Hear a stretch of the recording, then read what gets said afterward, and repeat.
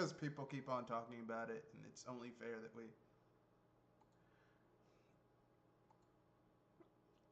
Why? Why would Nintendo?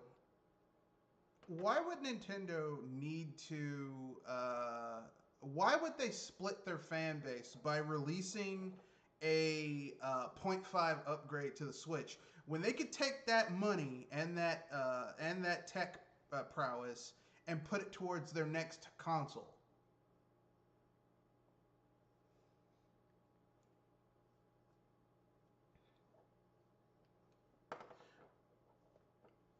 Well, I mean, they're like, okay, we want minor upgrades, but here's the thing: Nintendo hasn't competed in terms of straight up power with anyone else since the GameCube. Like that was the last time Nintendo was competing against Microsoft and Sony, like against other companies when it came to the power of their console. Like after that, the Wii was the weakest of all the three consoles. It's the highest selling, it's the most profitable, but it's the weakest. The Wii U was like I would say was essentially the equivalent to a point 0.5 update to the Wii. The Switch is basically the equivalent to a 0.25 upgrade to the Wii U. I mean, Nintendo is not trying to make really powerful consoles anymore.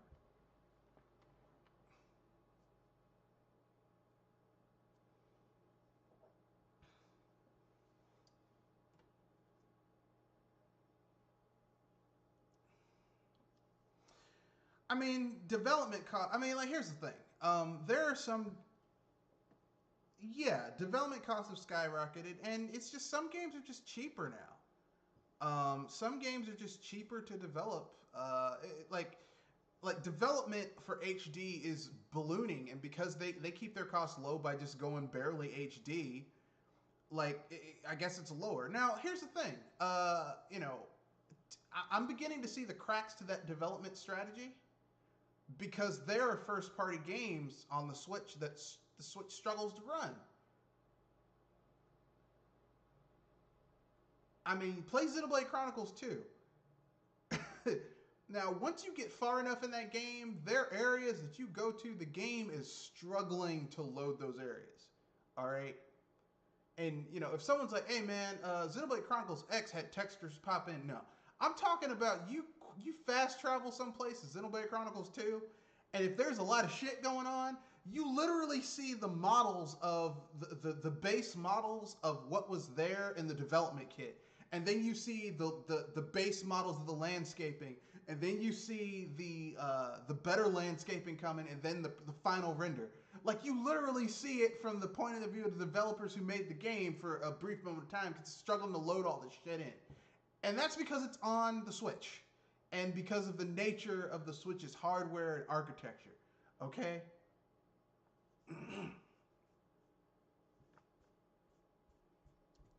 Streaming the game via the power of the cloud. Yeah.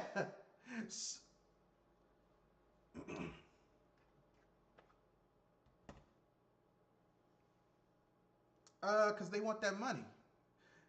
Because the Switch has the highest install base of all the ninth gen consoles. So, I mean, they need to look, man. It's all about them greenbacks, the Skrilla, cabbage, greenbacks, Benjamins, Bennies, Denari, Quid. They've got to have the money.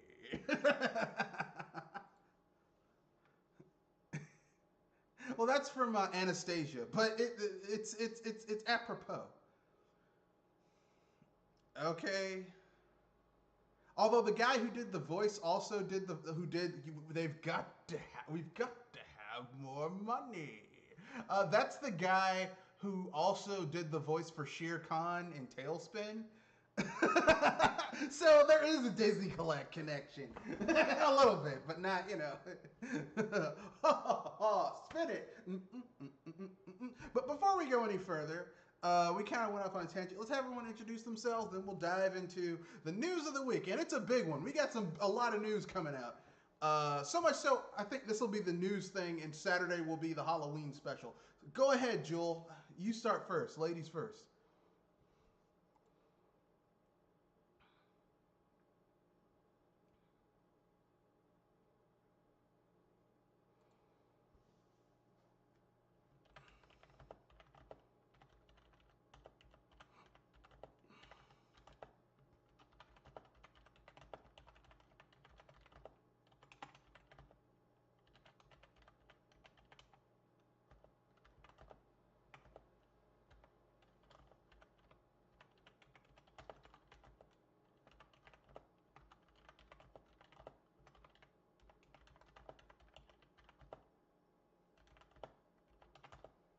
Yeah, but only till December 10th.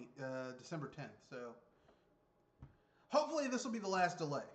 And to be fair, with all the other games coming out in November, because November 10th, Yakuza 7 Like a Dragon's coming out, and that game has an estimated runtime, if you want to 100% it, of like 130 hours. I don't think I could get through that in 9 days, do you?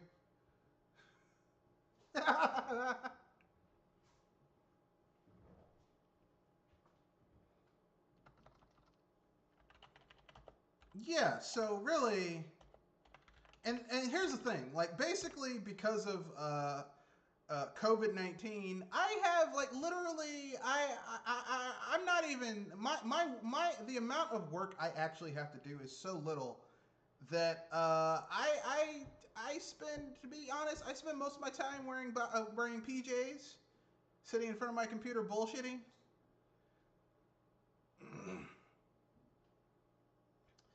I mean, literally, I'm doing nothing. So I have nothing but time on my hands to play video games right now. So it's consequently one of the most awesome things. It's like basically it's like I'm home from school, or I'm on extended vacation right now. So it's driving me a little crazy, but fuck it, why not? With that being said, Kenoshi, introduce yourself. Oh, that's right, that's right. And of course, it's me, Mr. Red Fox, I'm the proprietor of BS Busters. So let's dive into it. Oh yeah, there's a lot of BS here. So I guess we can start with the first one, which obviously we kind of mentioned it. Cyberpunk 2077 has been delayed. Again, this is the third time. It was delayed from November 19th to December 10th, which really is like basically like, I mean, that's roughly a month in terms of development terms. And what the developers at CD Projekt Red say, they say, well, the PC version is ready because obviously it is, because that's the lead platform for what they're developing for. The motherfuckers who were slowing everything down for everybody else is you PS4 and Xbox One fanboys. But that's not really the entire story. The real story is that CD Projekt Red is making this game for 9 SKUs. Yeah.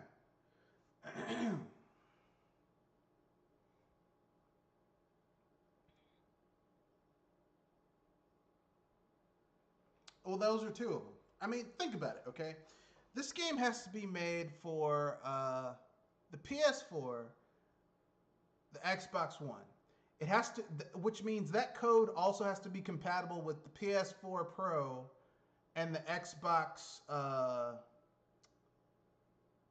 What's the Xbox Series X? That's their little, not Series X. You know, like the Pro version of the Xbox.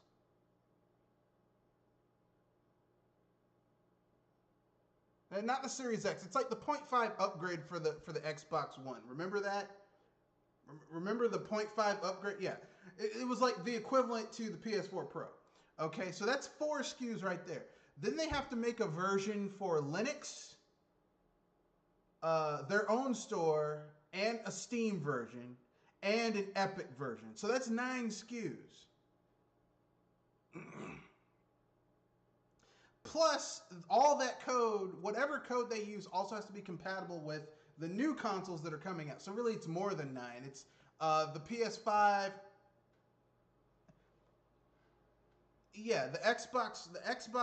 Well, I already included their 0.5 upgrades, but also their new 9th gen consoles coming out from Sony and Microsoft. So that's 11 SKUs they're working on. You're damn right it's going to get delayed. I mean,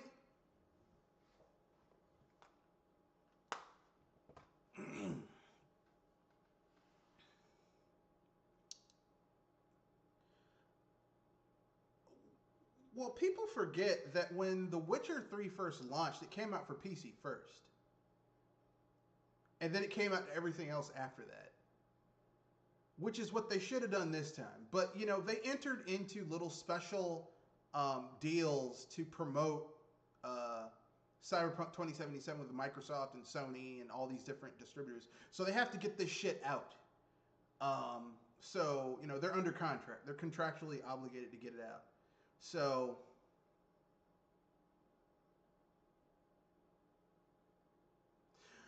no, but I mean, like, here's the thing, okay? They should have followed the model they had with The Witcher 3, which to date that was their biggest game. And like I said, it first came out on PC, then it hit the Xbox 360 and the PS3.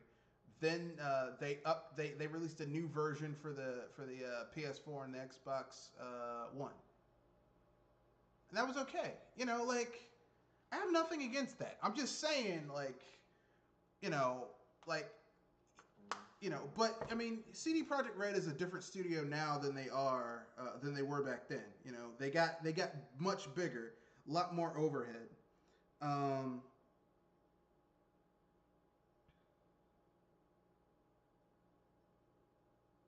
Like a lot more overhead than they used to have, which, I mean, you know, it is what it is.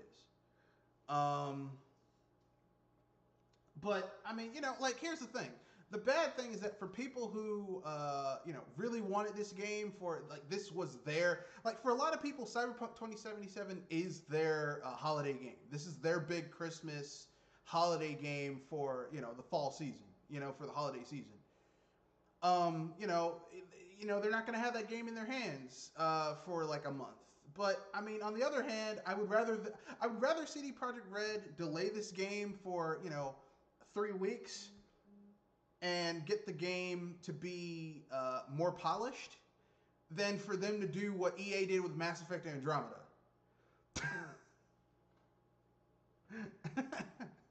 Where they just kind of shit that turd out and let it float, and then acted surprised when people got mad. Remember that?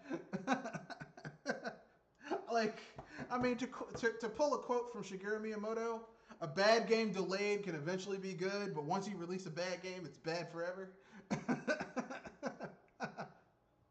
Like, once you take a shit in the pool and that turd's floating and everyone sees it and they saw you put it out, everybody's going to remember that you shit in that pool. Okay? You can never take that back. That's going to follow you throughout your entire scholastic career. Well, scholastic career, you know, if you go to a different college away from anyone who ever knew you, maybe you can get away from it. But if you ever come back home, hey, is that the dude who shit in the pool? Yeah, that's him. You know, people aren't going to let that shit go, you know. So, what I'm saying is that I would rather CD Projekt Red delay this game and make it more polished than them to just release it out there in the wild and have it be a steaming pile of shit.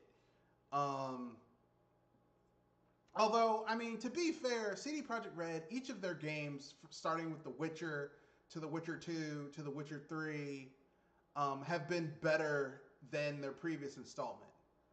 Like, The Witcher 1 is trash. The combat system is trash. The gameplay system is trash. I mean, it's just not a good game all around. Even the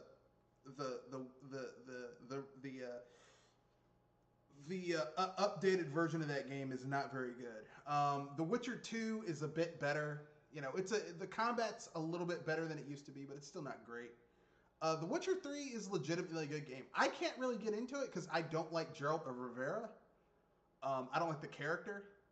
And the world, while it's interesting, doesn't really grab me as a world that I would want to explore. But, you know, I can see why people like that game. Like, there are games that I don't necessarily like, but I can see why people like it. I can see why people like The Witcher 3.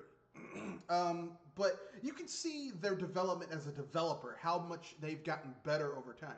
So Cyberpunk 2077, if you look at all the cumulative efforts of how good they've gotten as a developer, should be a great game. You know, fingers crossed. So that being said, what are your guys' thoughts on it being delayed? Do you agree? Do you disagree? Do you have your own thoughts on, yeah, I don't know.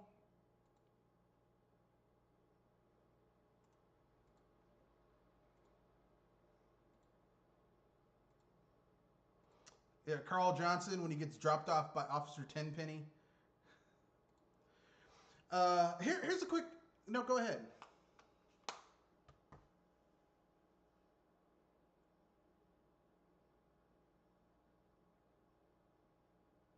Yeah, but they're trying to be professional, but they don't have the resources to really pull that off.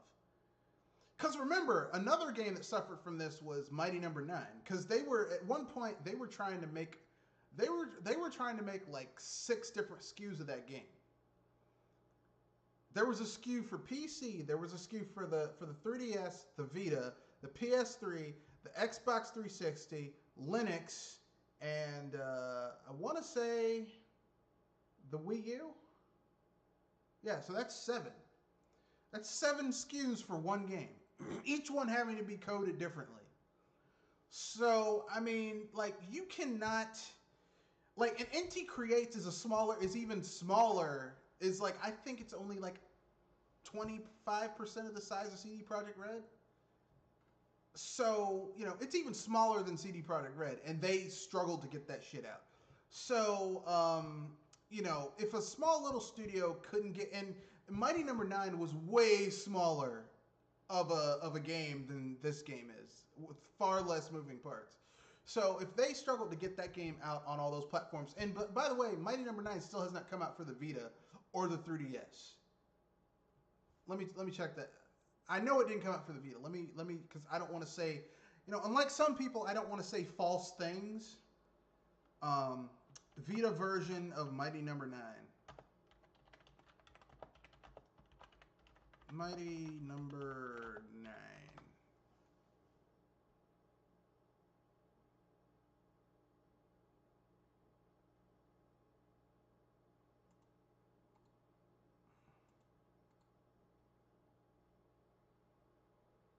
No, there is no 3DS or Vita version of that game.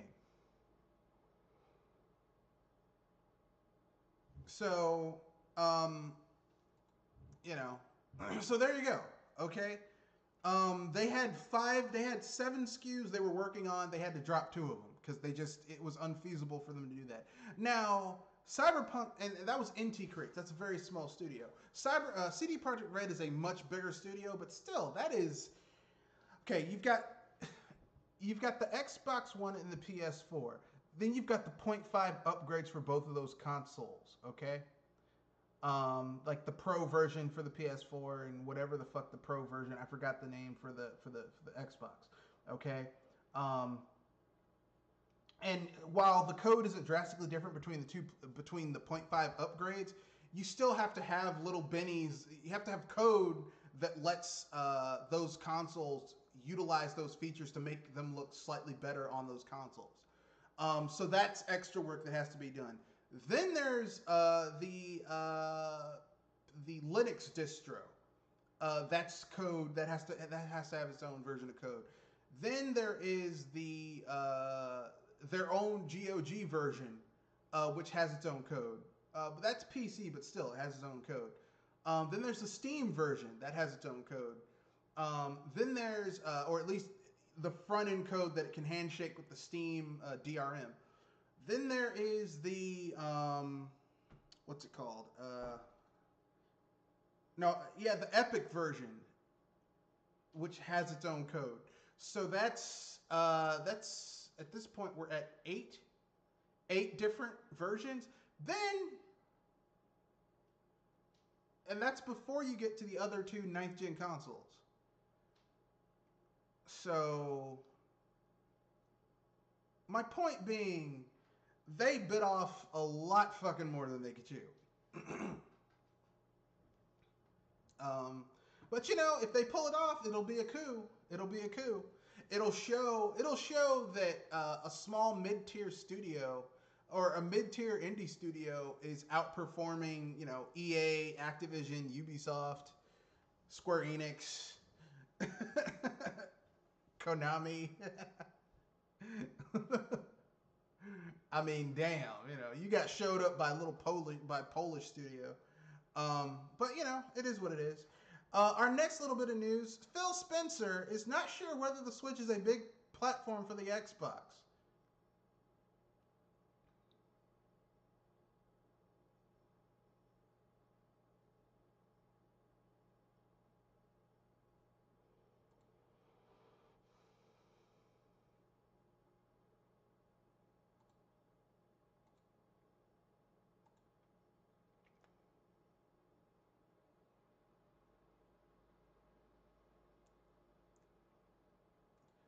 yeah, here's my thing. Look, if all you have to play games on is the Switch, I feel sorry for you because there's certain games that are just never going to hit a Switch. And not all of them, not to sound like even if you're a Nintendo fanboy, there's some really good games that just aren't coming to a Nintendo console. And if you're only like, I'm only going to play this if it comes to a Nintendo console, you're cutting yourself off from some good shit because it's not on a Nintendo home console. Case in point, case in point, during the fifth gen, there were only like 5 RPGs on the N64, and 2 of them sucked. Okay, so if you wanted to play any RPGs, you had to have a PS1, and that was just the end of it. Okay, all right. So yeah, I crossed the street and I got Breath of Fire 3. Breath of Fire 4 kind of sucked. I didn't like that game, but Breath of Fire 3 is awesome. If Breath of Fire 3 feels like Breath of Fire 2 on steroids, and Breath of Fire 2 is fucking great. I got Breath of Fire 3. I got Suikoden 1 and 2. I don't like Final Fantasy 7, 8, or 9, but Dragon Quest 5, Dragon Quest 6, Dragon Quest 7, those games are fucking awesome on the PlayStation 1. But if I was one of those, I'm only gonna pay something that's on Nintendo console. If I was one of those fucking assholes, I wouldn't have been able to play those games. But I wasn't. So I played those games, and they were fucking awesome. Although there are certain games that are better on a Nintendo console, like the Chrono Trigger port to the PlayStation is trash compared to the SNES version. Yeah, it has FMVs and digital and like the FMVs have CD quality sound, but there's loading before fights.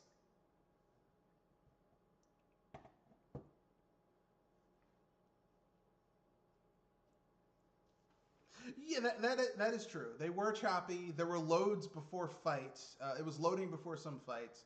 And if you happen to have a slightly scratched disc for your Chrono Trigger, your FMVs would not have sound. So you would see it playing, but you would have no sound. So it was a moot point anyway. Personally, when it comes to me and Chrono Trigger, I prefer the original version of that game on the SNES. So I'm a purist in that regard. But aside from that, there's some good games on the PlayStation 1. And I'm not even including the Final Fantasy titles. Jade Cocoon, Azure Dreams, those monster hunting like kind of like they're the analog to Pokemon, but not stupid. Yeah, I'm saying it. Jade Cocoon and Azure Dreams are like Pokemon, but not stupid. Like none of this, I want to be the very best, and I catch Pokemon, and they do all the fighting, and I just sit here and give them 4 different commands. Jade Cocoon and Azure Dreams actually had RPG shit going on. You could actually fight alongside your monster, and if you got wiped the fuck out, your monster could die. You could leave it, take it out the tower, and resurrect it and heal it. There was you could actually get married and have a kid. It was pretty deep. So the PlayStation was a good console for RPGs. And if I was like, oh no, I'm not playing those games unless it's on N64, there I am, no RPG. Okay? That's not true. There were 5 RPGs on the N64. Quest 64, Iden Chronicles: The First Mage, Paper Mario, Hybrid Heaven, and technically Flying Dragon. And I guess you could, if you really wanted to, you could kind of sort of say Ogre Battle 64 is also an RPG, so 6. But 2 of those RPGs on that list are trash. Or at least one of them is trash. The other 5, maybe. Okay, but my point is this. Don't cut yourself off from a good experience for brand loyalty. Don't do that.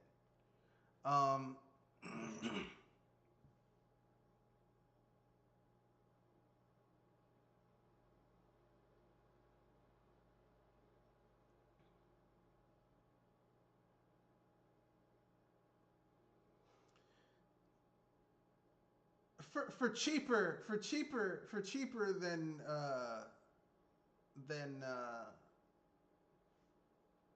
Nvidia is charging. Because you're getting more tech packed into your AMD card than you are in your Nvidia card.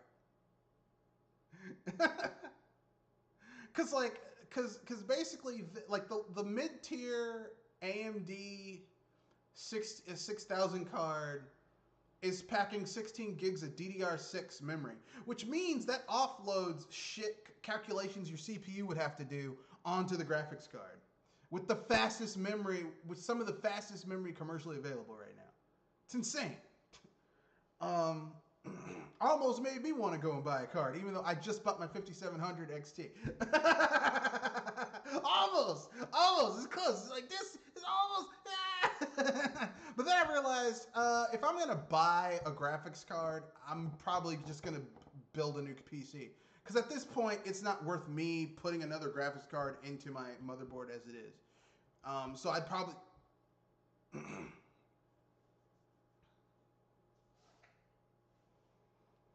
Yeah, it would be better for me just to get a new motherboard.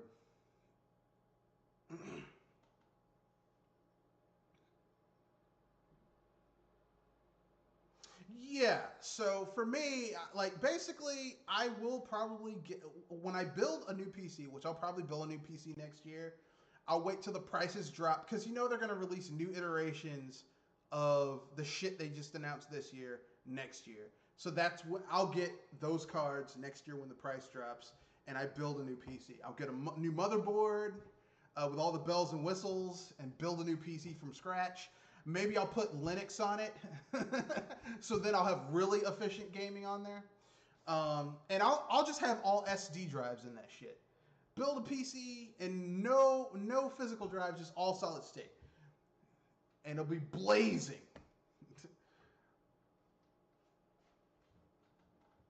I might just do that. Partition one of my drives.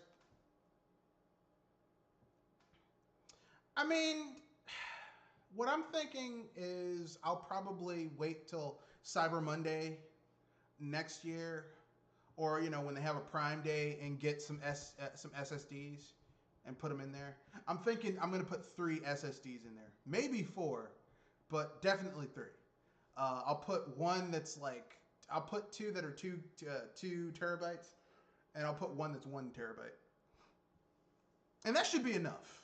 I mean, because worst comes to worst, I can always put external hard drives onto it as well for extra storage. Because that's what I'm doing with my PC right now. Like the shit that I really need to access is on my SSD drive. The shit that I'm like just looking at or pulling up is on my USBs, my USB external drives. But with that being said, brand loyalty. So the overall thing is that brand loyalty, cutting yourself off for brand loyalty is fucking stupid.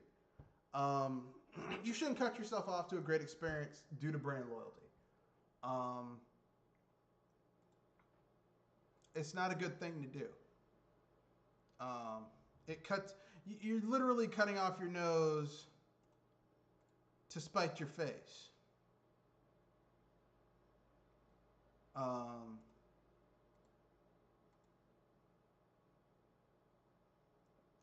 And that's how that's my opinion. I know some people will disagree, but I've seen a lot of Nintendo fans do that. I used to be one of them. I'm like, I'm not gonna play this if it's not on a Nintendo system, because I was coming from the years of the NES and the SNES, where everything that you could basically want came to a Nintendo console. And even if you didn't get that version of the game that was on someone else's console, you got a knockoff that was of reasonable quality on your own. Like, we didn't get Strider on the SNES. We got Run Saber. But technically, Run Saber's a better game than Strider.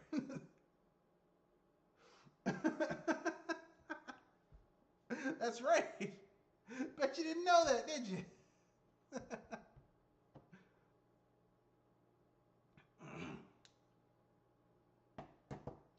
That's right. That took advantage of the hardware. Like, there was Shadowrun on the Genesis, and then there was Shadowrun on the SNES. Now, I personally like the Shadowrun on the SNES because it's closer to the tabletop game, but the one on the Sega Genesis is good too. You know, like, okay, fair enough. The Final Fight 1 on the NES is on the SNES is trash, and compared to Streets of Rage, but we got some good beat 'em ups on the SNES too. Super Double Dragon, aka Double Dragon Returns. It's fucking awesome. It's got great music. It's more tactical. Like, you had good, like, basically, the console wars back then mattered because these consoles fought each other with the only ammo they had. Gesundheit. The games. The games! See, now consoles fight each other about specs. Man, like, people are like, hey man, did you know that they've got this type of a 2K display for the splash screen on the PS5? Who fucking cares? You're not playing the splash screen. You're playing the games. You stupid motherfucker.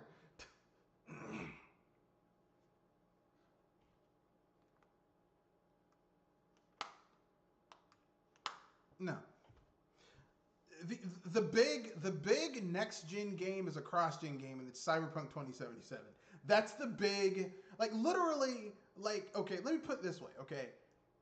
Microsoft, Sony, even Nintendo, none of them have shown anything to me that makes me say, like, here's the way I judge a console, in terms of like what's like the news coming out for it, okay?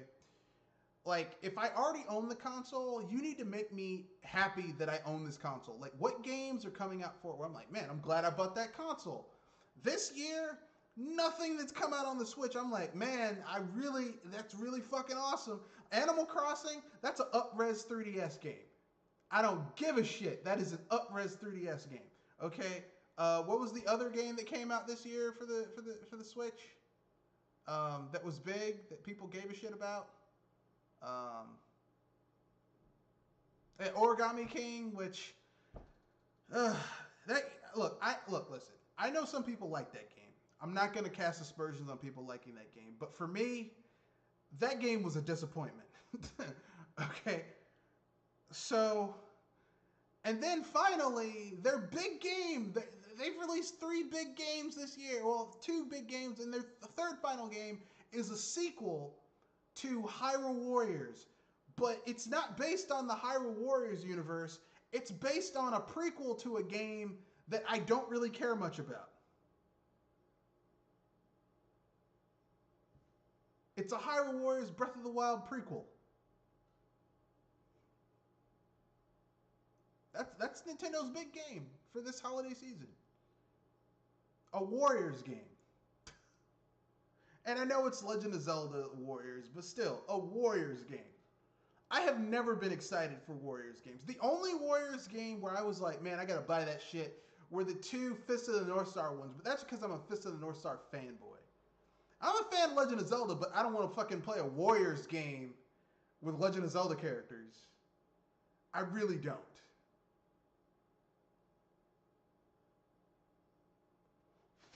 Okay? So, those are their big games this year.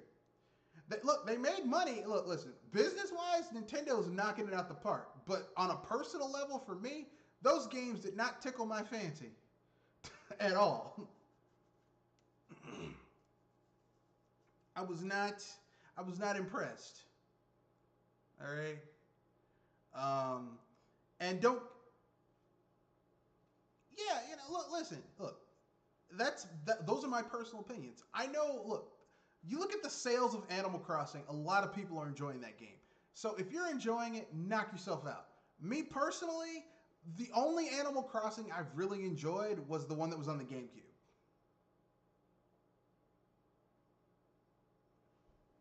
Yeah, yeah. So the second one that was made, I enjoyed the second Animal Crossing the most. Because features that Nintendo's like, yeah, this is a feature. This is awesome. We've got holidays and the seasons change. Yeah, I could do that on my GameCube without having to check in with the internet to do it. I also had the ability to play like 38 NES games that were built into the game. But you don't have that in this version. You took that out and put those games on your virtual library. So I don't even have that option in this one. So I will say the whole visiting other people's islands is kind of cool, but not enough for me to say it's better than the GameCube version. Because I don't want to visit other, like, why the like, here's the thing. Animal Crossing is supposed to be this fantastical world where you're building your fantasy thing. Why the fuck would I build a magical tropical island and then want to visit someone else's shit? Look, if I had a real life tropical island, I'm not leaving that shit for nothing. With all the amenities, a hospital, nice places to shop, hot girls in bikinis walking around, and I'm not married, I'm single. Shit, I ain't leaving for shit. You have to look. You'll take my ass off that island when I'm dead. But yeah, so Nintendo kind of disappointing this year thus far. Now I haven't played or seen footage of Hyrule Warriors Breath of the Wild prequel, but since I'm not crazy about Breath of the Wild story or characters or gameplay, and I didn't like the original Hyrule Warriors, I'm pretty sure if you combine those two, I'm not going to give a shit for this game either. So that's Nintendo disappointing for me this year. And don't get me started on Sony and Microsoft. I mean, here's the thing, okay? If you have, for Xbox, if you have a gaming PC, you don't need an Xbox. There's no reason to own an Xbox if you have a gaming PC. Zero reason to own an Xbox. Let's see, what else? And then Sony, I mean, it's Sony. They're going to be overrated, but kind of, their games aren't that good either. So, I mean, everyone's been fucking up this year, in my opinion. No one's really been knocking it out the park in terms of the games coming to their consoles, or to their platforms.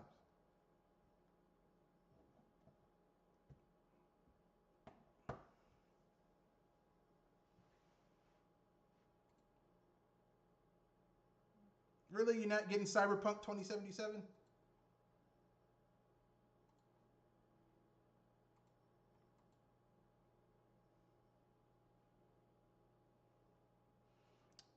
The month after next.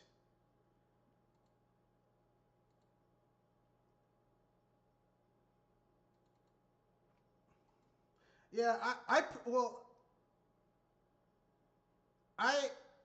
mean, basically, since I've had so much free time on my hands, I've been plowing through my unplayed gaming library. So I've been going through a lot of stuff. I've been, plowing through a lot of shit, getting through it.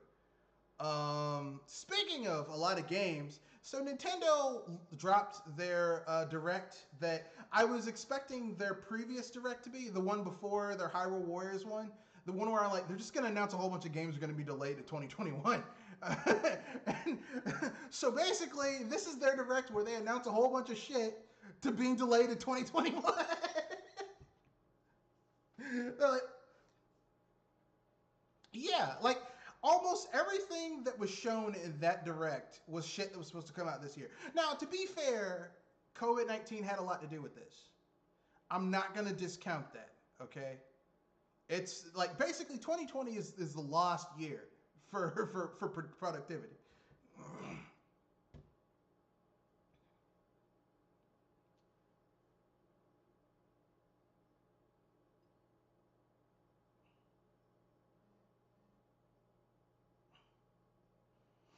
Yeah, but I mean that just shows how poorly run Square Enix is. Because the thing is this.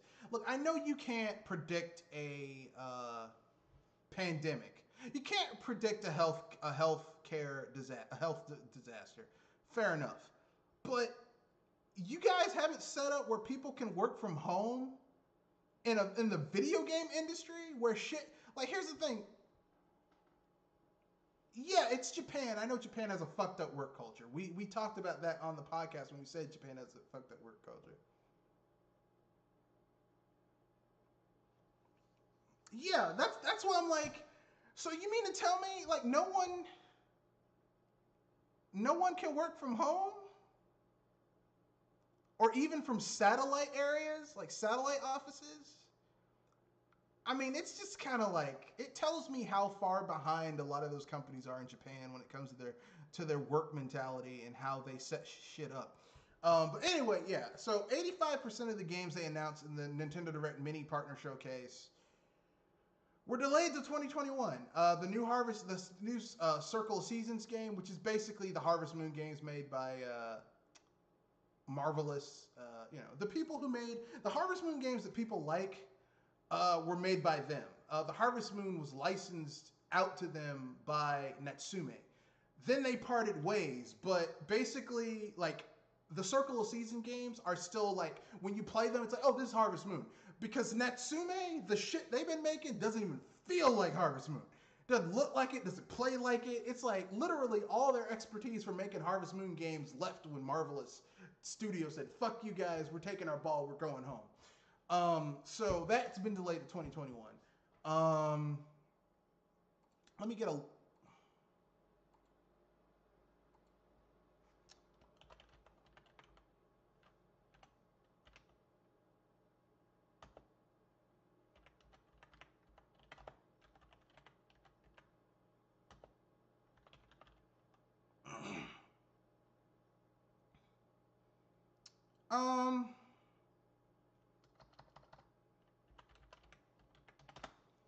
That's true.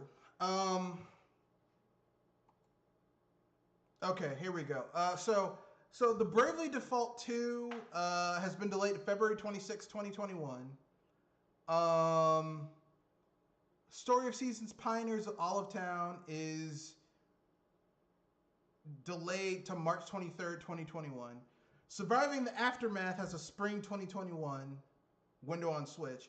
Immortals Phoenix Rising is coming to the Switch on December 3rd. And you know what? If all that shit hadn't come out on Ubisoft, I would be excited. But I cannot in good faith buy this game knowing the fucked up conditions it was made in. Oh yeah, here's another big game coming out from Nintendo. A Bakugan game! I don't give a fuck about Bakugan.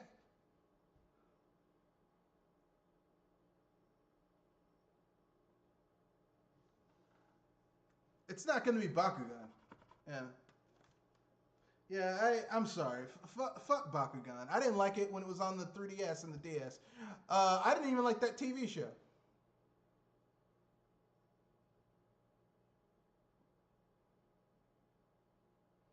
Yeah. So then the card-based game Grifflands is coming out summer 2021 for the Switch. But anyone who really wanted that game already bought it on Steam or the Epic Game Store. Like, people who really want that... Grifflands. It's the new game from Clay Entertainment. They're the ones who made Shank 1 and 2 and Mark of the Ninja and I want to say Clone Incorporated, aka Stealth Bastard 1 and 2. I think they made those last two games. I'm not entirely sure. But they made a lot of other games too. But Grifflands is coming out, but it's coming out 2021, so who gives a shit about it? The way Corona is going, will we be here in 2021? Tropico 6 is arriving on the Switch November 6th of this year. So now you too can play a asshole dictator on an island. Enough said. I won't go any further with that.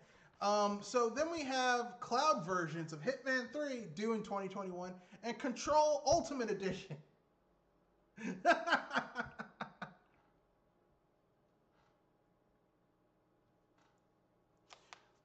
Yeah, and Hitman 3 I already have because I bought something PC related and I got it for free, so I already have that game. And I don't have to be connected to the internet in order to play it, unlike with the cloud versions of those games. The only cool thing is that you get No More Heroes 1 and 2 out on the Switch. So, I don't know if that's together. Yeah, then fuck that. No. Besides, I already have those games on the Wii, so I don't. I'm not like, oh my god, I need to have it again. No, I'm good. No More Heroes 3. Yeah, it was delayed to 2021. We thought it was coming out this year. It's coming out 2021. Because I love that series. I mean, come on, man. It's look, man. Suda51 knows his fan base. He knows what we want. We want No More Heroes 3. We don't need ultra realistic graphics. I just want them to return back to having kind of like a pseudo open world they had in No More Heroes 1. Because what they did in No More Heroes 2, I was not a fan of. I liked exploring Santa Destroy. Well, the final boss, Pizza Bat Jr., the first stage and second stage of fighting him is actually kind of cool. The final stage where he turns into a giant Stay Puft Marshmallow Man thing, I was like, come on, it's kind of stupid. Part-time UFO. What? Yeah, well, I thought so, but Suda51 is a very eclectic person, so it could be some shit we don't even know about. Then Part-Time UFO, which as soon as I saw it, I was like, oh, that's from Hal, because I know that UFO spray. So this is what Hal's been working on. Aside, so instead of them, making a brand new Kirby game, and I don't mean that shit with Kirby Fighters 2. I mean like a brand new from the ground up Kirby game. They were making a UFO game and Kirby Fighters 2. Yeah. Wow. This is some bullshit.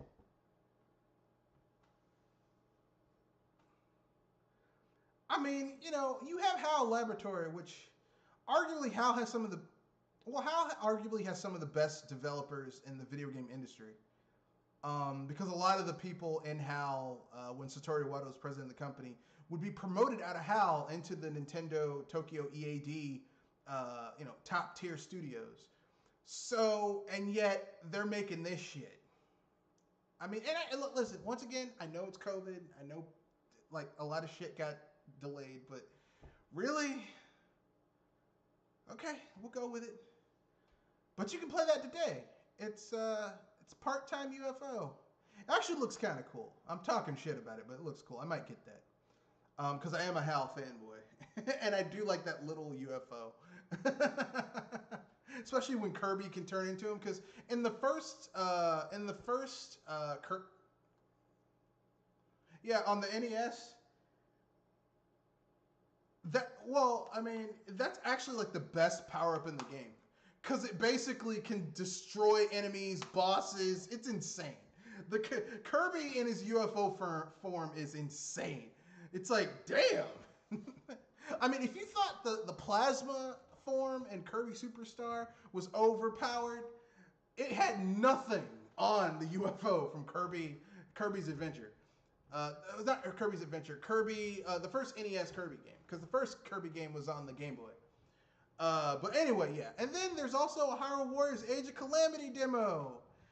Yeah. So you can play a demo for a game where nothing you do matters, because your main characters are going to die except for one person. Have fun.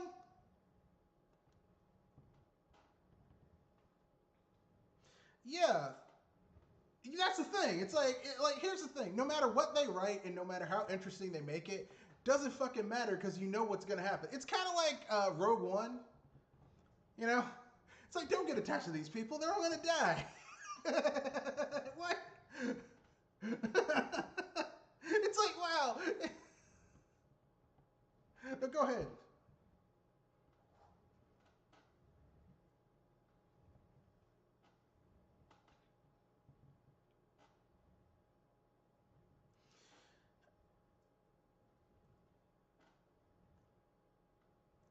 Yeah.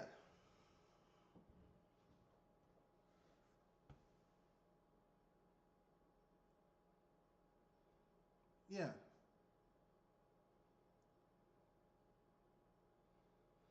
So they're trying to a game series that has told us that fucking around with the timeline doesn't really help, because what's going to happen is preordained to happen and time doesn't want to be corrected, has a character doing the same thing, which is just going to make shit worse. Congratulations! More proof that the Legend of Zelda's convoluted ass timeline is needs to be rebooted from scratch. Um, so yeah, the October mini partner direct was interesting, but I was not impressed with it because I'm a bastard. Um, but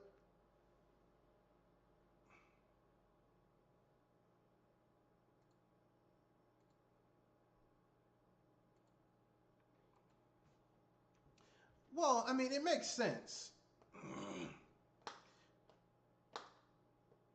Yeah, well, I mean, it makes sense, okay? Because the Switch has the biggest install base of all the ninth gen consoles. Or should I say ninth gen platforms? Switch is, yeah, it's a console, but a lot of people use it as a handheld, and it kind of is in that gray area and whatever. But basically, the big thing is this: it has the biggest install base. I think the Switch is what, like 65 million,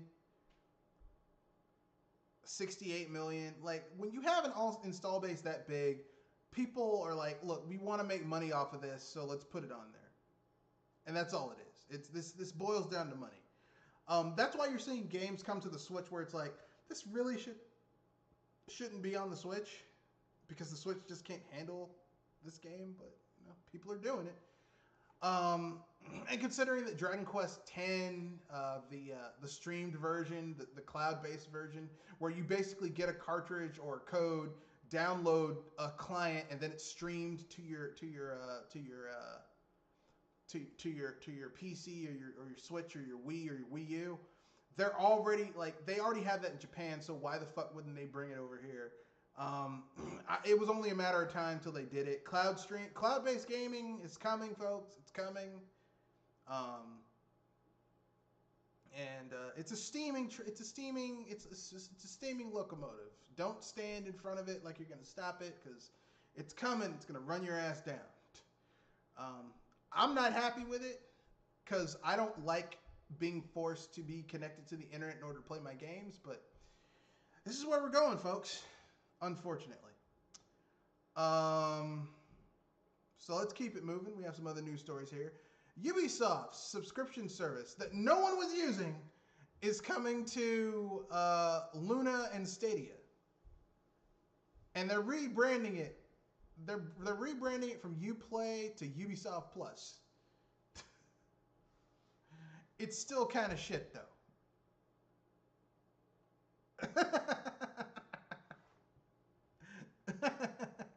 So, what are your guys' thoughts on this?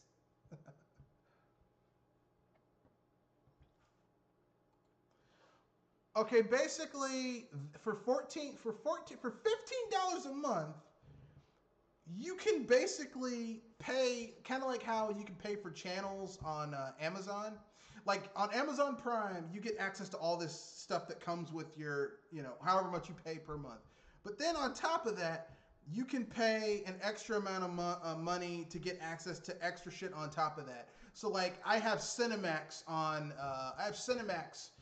on uh, on Amazon Plus, on Amazon Prime that basically is like $10 a month, and I get access to all the Cinemax shit. So like that's an extra channel that I get. And there's like cheaper, more specialized channels like Shudder. It's like $5. And you get all the horror channels. There's like one for kung fu shit that's like $3. So it's it's not that bad. But anyway, they're doing the same thing with their gaming service. So for $14.99, you get access to 100 Ubisoft titles plus demos for shit. And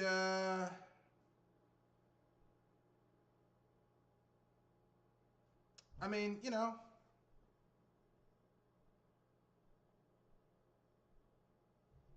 so Ubisoft wants that recurring payment model. Uh,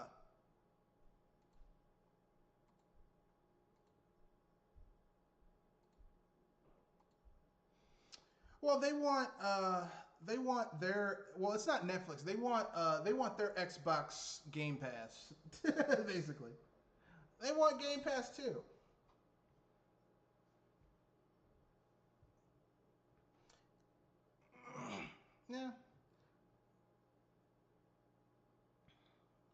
they want their Game Pass too. Um, Makes sense. I mean, it's a good business move, but I mean, for me personally, I find most Ubisoft games to be boring pieces of shit. So, like, I would not want to play.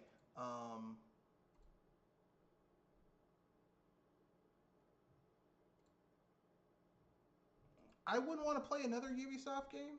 You know, like I wouldn't pay $15 a month to play Ubisoft games, especially when I find like Assassin's Creed is boring to me. Watch Dogs 1 is trash. Watch Dogs 2 is better. I have that game on Steam, and it's better than Watch Dogs 1. I will give it that. It is better than Watch Dogs 1. Still not a great game. It really isn't. Um, well, okay. Here's the thing. Watch Dogs 1 feels clumsy. Like driving feels clumsy. Moving around feels clumsy. Combat feels clumsy.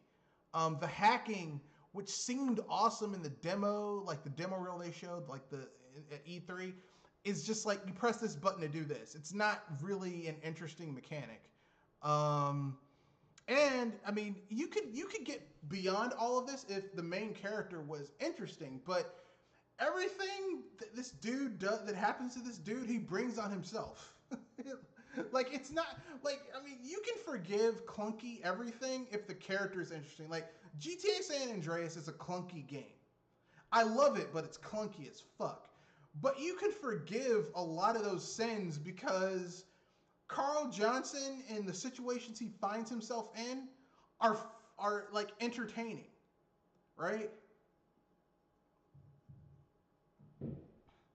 Like, okay, in the opening of that game, like the second mission in the game, you're getting chased down by gangbangers on a bicycle. There's another mission in the game where they're reenacting the Terminator, except it's Men in Black coming after you because you stole some shit. And like it's like all of these like pop references that are hilarious. And it's like, wow, this is great, this is entertaining. And then how like each of the different cities have their own flavors and their own things. There's like a heist and there's like getting the crew together. Like there's all this cool shit going on. So, and plus there's the good music. Like there aren't even good music. There isn't even good music in Watch Dogs or Watch Dogs 2. So it's just like Watch Dogs, like the first Watch Dogs is trash. The second Watch Dogs is better, but it's still not like if you have an F that's like a 40% and you raise your grade by 20 percentage points, you're improving, but that's still an F. Yeah, that's basically how I feel about Watch Dogs 2. I mean, I try to get into it. I mean, like the first Watch Dogs, if I played the first Watch Dogs for 20 minutes and I quit it and I'm like, I can't, this isn't doing anything for me. Watch Dogs 2, I can play for like an hour before I reach the point where I'm like, okay, I'm done. Like Watch Dogs 3, it might be an hour and a half, 2 hours. But at this point, I'm not playing any Ubisoft games because I'm just tired of Ubisoft in general. But yeah, they're doing a subscription service that nobody wants. Some more bad news for gamers, or maybe not. Halo Infinite studio director Chris Lee has left the project.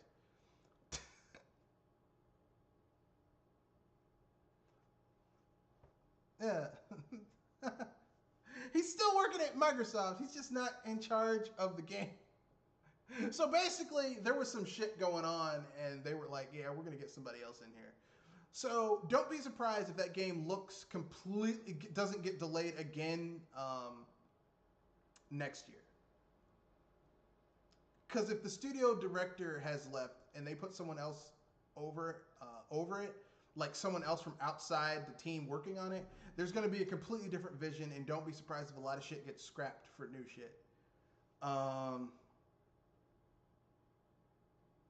not going to talk about the AMD stuff because, you know, this isn't a PC gamer-centric podcast. I might talk about it Saturday once everything's unpacked. Yeah. Phil Spencer confirms all first-party Series X games are also coming to PC. And my answer to this is no shit, Sherlock.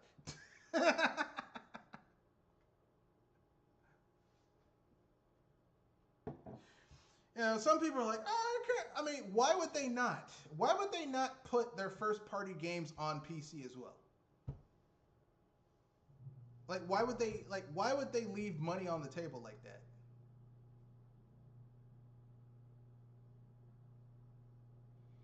All of the first party Xbox Series X games are also coming to the PC. Yeah, and I just said no shit. Like, who would be surprised by that?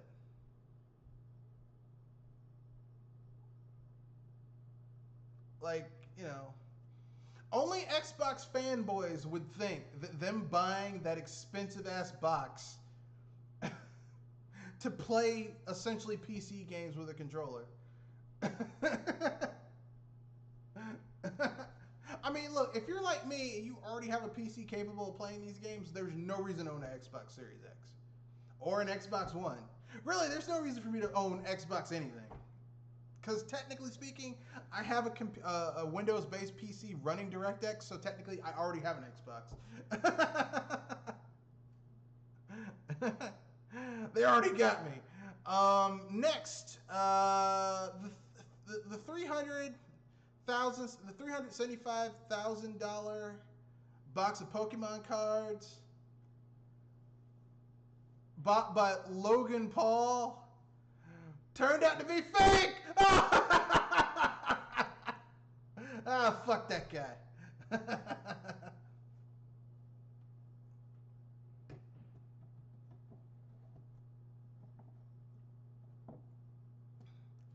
What's that old saying from back in the day? That shit's funny to me. It's funny to me. I mean, look, listen. Look, Logan Paul is like a millionaire, like a multi-millionaire. So, you know, listen, you can do whatever you want to with your money, but the fact that he spent almost like $400,000 on a box of Pokemon cards that turned out to be fake. I'm like, dude, you didn't inspect the goods before you bought the shit? You just stupid. Okay, anytime you're buying something that costs that much, you always get it independently verified before you pay for it.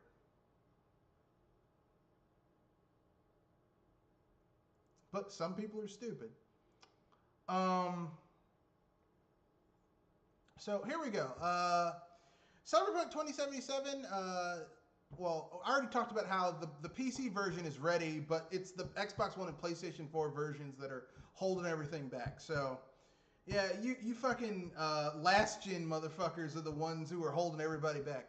We're the kids. Like, everybody else are the kids at the front of the class who have a high reading comprehension. You're the person sitting there using phonics in the back trying to figure out what that word is and holding everybody else back. You need to be in a different classroom entirely. You don't need to be with us. You need to be with the other kids at your level because you're holding us back. You people. And because Cyberpunk 27 is delayed, other shit's getting delayed too. So that's the big benchmark. That's the big tentpole game for this year. Because it's getting delayed. Path of Exiles expansion is getting delayed. So, and I mean, there's other shit that's probably getting pushed back too. So it's not. It's a difficult situation. And finally, Uplay Plus is becoming Ubisoft Plus, but it still isn't worth the money. And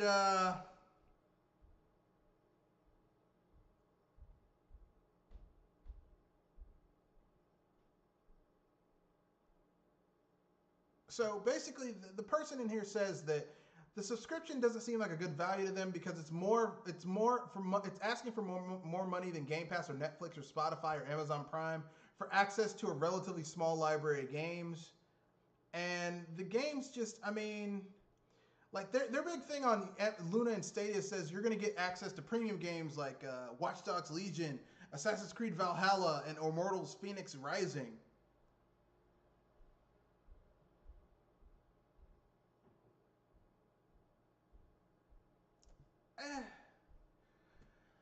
I mean, the thing is that I'm not really like I said, I'm not impressed with Ubisoft's games. I find them to be kind of boring.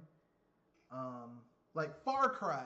The only Far Cry game I really got into was Far Cry Primal because it didn't have a lot of high technology in it, and it kind of made sense like why your character would climb a tall area to survey the area because, I mean, you're basically a caveman. Like you don't have access to technology, and that's the only way you could see a large, far distance away. Like I liked Far Cry Primal, but I mean, I'm one of the rare people who likes that game. A lot of people didn't like it because it was just the Far Cry 4 map just flipped.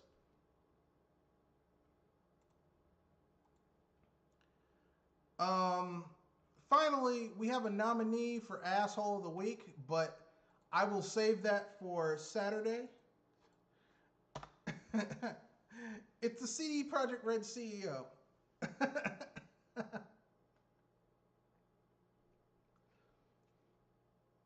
So with that being said, we've covered all the news. Anything you guys want to bring up? We have a little bit of time before the end of the podcast. Anything you guys want to bring up before we?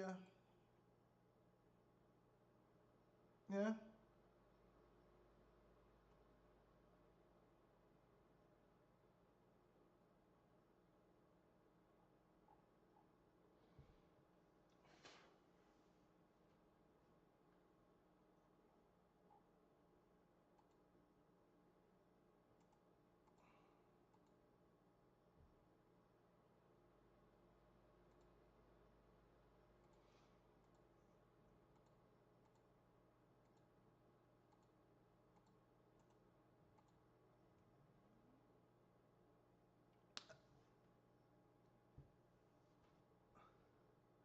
I think 4 is a tighter game.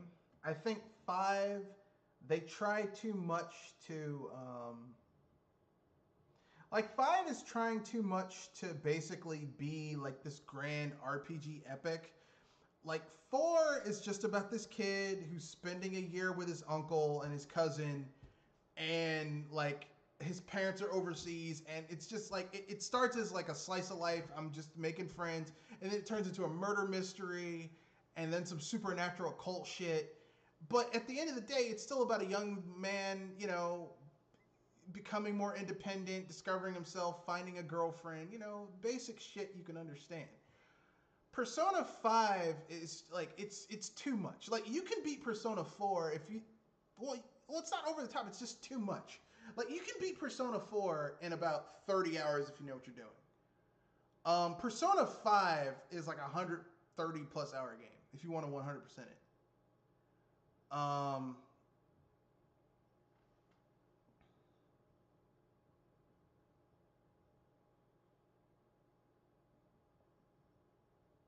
Yeah. Well, I mean, it's not even that. It's just like Persona 4 appreciates that you only have a certain amount of time to play the game. Especially if you're playing it on PC, it's like you can save at any time. You can like I play the game. I play the game with a trainer that lets me speed it up, so I'm playing really fast. You can speed through the battles. I mean, it's great. Um, I do this because I played the game on the PS2. I beat that game on the PS2 about like over 50 times. So at this point, I played that game so much that yeah, so I'm not like I know the story, I know the characters, I know who did it, I know who the real villain is. The new shit they add in Golden, I don't like how they changed some of the voice actors, but I play it in Japanese anyway, so it doesn't matter. Mm. I don't want to listen to the American voice actors for most games, believe it or not, Japanese games. Um, but yeah, I would say that Persona 4 is a better game than Persona 5. I would say that Persona 5 has a bigger scope, but a bigger scope is not necessarily always good in every game, if you get my drift. Um, like, for example, Fallout 4 is huge compared to Fallout 3 and Fallout New Vegas. But just because they have a bigger area doesn't necessarily mean that the game is better. If you get my drift.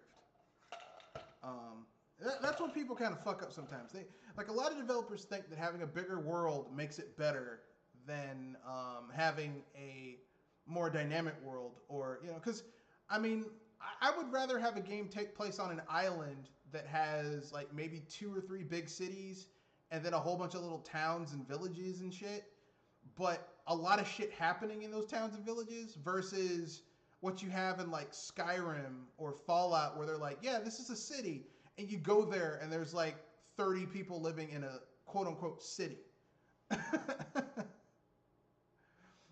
They're like, this is like, if you play Skyrim, you go to the capital city of Solitude, and in the vanilla game, there's like 30 people living in the capital city of Solitude. The capital city of a country, 30 people living in a city.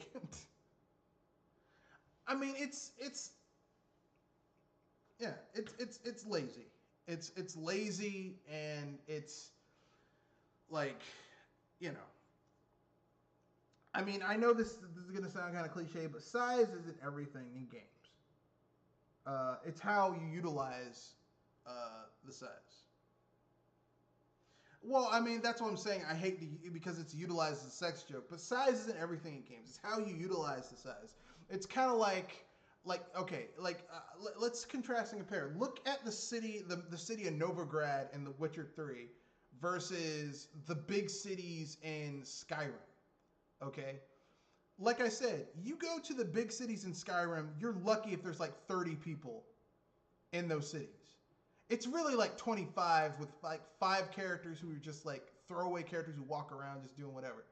That's it. A major capital city or a competitor to the capital city, 25 people. You play Novigrad, there's tons of people. It feels like a city. There's shit going on. There's people doing stuff. People are walking around. I'm like, damn, this is a city. It's the reason why I appreciate Xenoblade Chronicles X, because while there was only like one major city in the game, it felt like a city. You know what I mean? Like, back to your original topic. Yeah, Persona 5 is good. Persona 4 is great.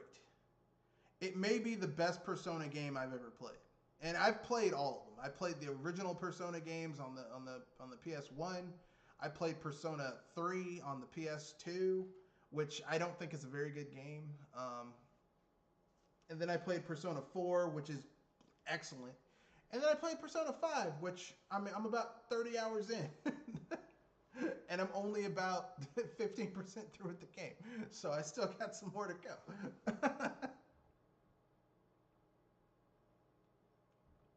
So yeah, that's my that's my pitch. Anything else you guys want to bring up before we wrap things up?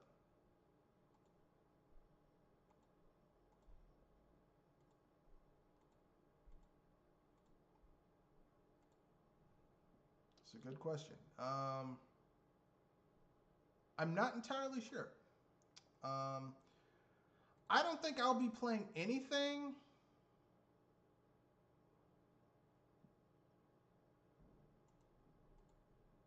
for Halloween this year. I know past Halloweens, like I did a complete playthrough of Castlevania. I'm like, if I was gonna do a playthrough on Halloween, I would do Vampire the Masquerade, Bloodlines, or Shadow Man. But the thing is, those aren't like Vampire the Masquerade is not a game that you can just sit down, like that I could just sit down and play through in one sitting. Because like I'm one of those people who likes to explore and do a lot of shit. And it would take me about 8 hours to play through it, and I'm not doing that.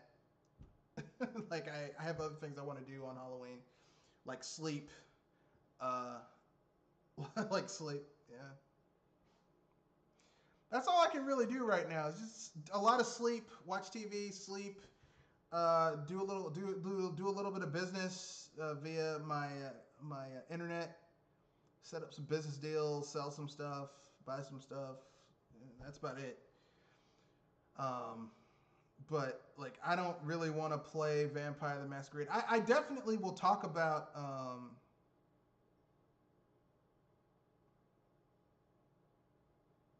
Um,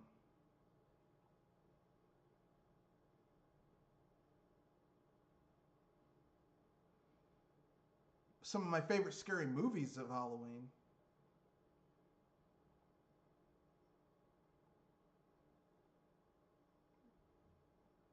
Because there's some good shit out there.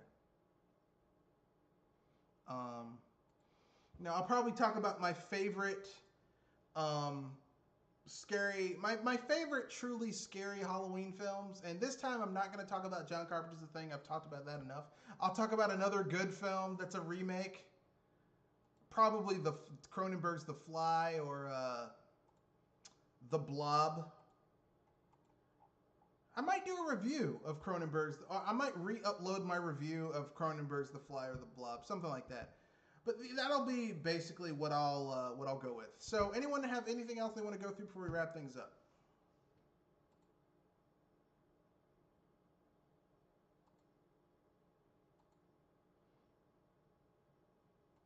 All right. So with that being said, that's the end of the podcast. Um, that is true. You can rate, comment, share, subscribe. You can reach me at mrredfoxbsbuster at gmail.com. You can at me on Twitter at Matthew Wesley at mrredfox91. Or there's a link to the Discord underneath the video. This is the end of the video. Remember, rate, comment, share, subscribe. We're trying to grow the channel. Have had some new subscribers. We want to keep on going up. So remember, rate, comment, share, subscribe. Peace, good night. Have a happy Halloween. Stay safe and vote.